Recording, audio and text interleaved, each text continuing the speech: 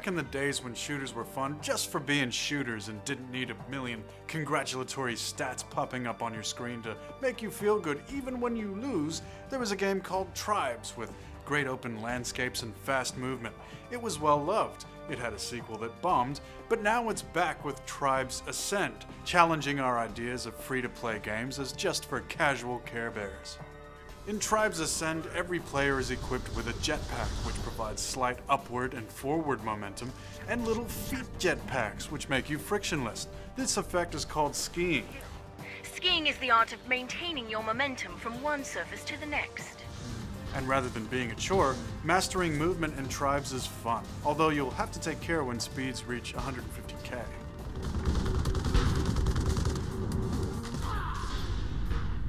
It's like last week when we were talking about perfectly syncing up your jumping arcs to the contours of the map to make sure you're always being propelled forward.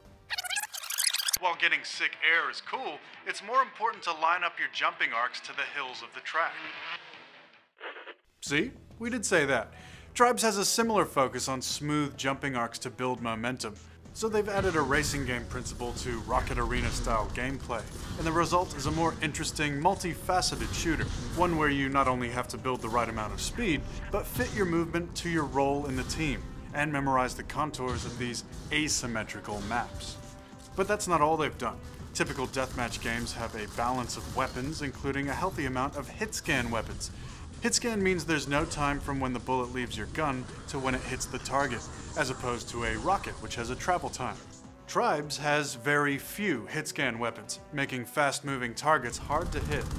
Even most bullet weapons in Tribes take time to reach their target.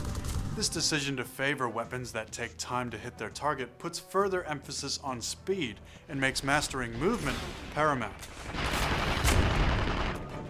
It also creates an interesting dynamic in duels, because the first person to touch the ground is the first person to be near a splash-damaged surface, meaning efficient use of your jetpack is also paramount. Most FPSers aren't used to walking into a new game and having to master the movement mechanics as well as shooting mechanics. Sure, other games have had movement techniques to master, Quake 3's rocket jumping, Unreal Tournament's wall jump, Counter-Strike's bunny hopping. But skiing isn't reserved for the Tribes elite. Everyone needs to do it. You can spot a skilled player by their skiing because in this game, movement is a clear indicator of skill. With both movement and aim to master, it's not just more challenge, it's more fun. Learning Tribes' movement is a joy, and you'll start looking at these rolling hills not as expansive terrain, but a series of different skiing paths. And then there's the next discipline to master, teamwork. We loved how, as a team, you could solve problems in multiple ways. Setting up turrets is a great way to deter flag cappers, or you can just stop them dead in their tracks with a force field. But all these defenses might crumble to an orbital strike.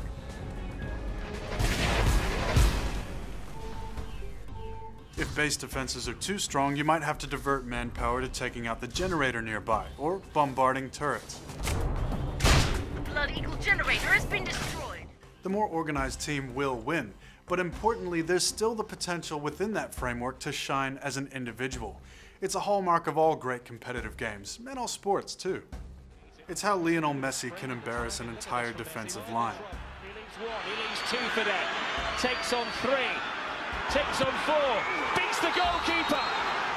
Or how Dirk Nowitzki can carry a team to the end. Jump shot, money! 3-point lead, 6. And likewise, it's how even when 4 teammates are dead and a bomb needs defusing, one player can still pull off a clutch defuse. That leaves it all up to this man, Devour. Can he come up clutch? In Tribes, an organized team will destroy a group of individuals, but there's always room for those moments of brilliance. A cloaked infiltrator in the generator room can be a nightmare for engineers. And after a high-speed flag grab, a pro skier can lead the enemy a merry old dance around the map. To get the cap, your flag needs to be at home too, meaning if your flag carrier is good enough, the match is effectively stalemated until he's caught. By the ass end of your Tribes experience, maybe you too will display the magic touch on both jetpack and trigger. Maybe. That's one thing to keep in mind. While Tribes is undeniably fun, it's a game that rewards skill and doesn't apologize for it. While most games strive for easy to learn, hard to master, Tribes goes for just hard. Despite being a free-to-play game, Tribes won't let you pay money to win. You can unlock classes, guns, and skins, and there's none of that stupid buy 1,000 gold when items are purchased in lots of 800 or that nonsense.